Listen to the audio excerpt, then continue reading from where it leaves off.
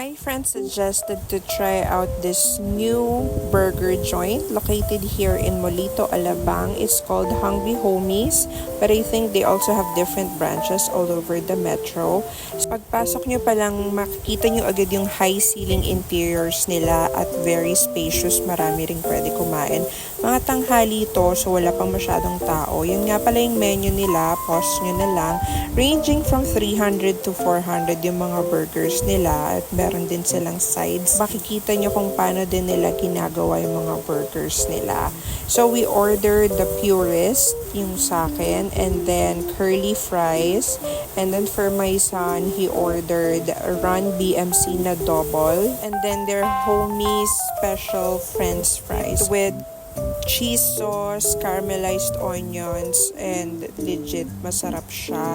Fresh yung pagkakaluto. Tapos yung curly fries, parang twister fries ng McDo. Legit, maayos din yung pagkakaluto. So, itong the purist naman, parang siyang Oklahoma style na cheeseburger na may onion. Look at that cheese pull, diba? Pickles din. Nagpa-add ng flavor. And since smashed burger nga siya, so hindi siya ganun ka-greasy, pero juicy yung laman niya. And ayan, yung sa anak ko, he ordered Run BMC na double as a growing boy. So, napavlog na rin siya, diba, sa sobrang sarap.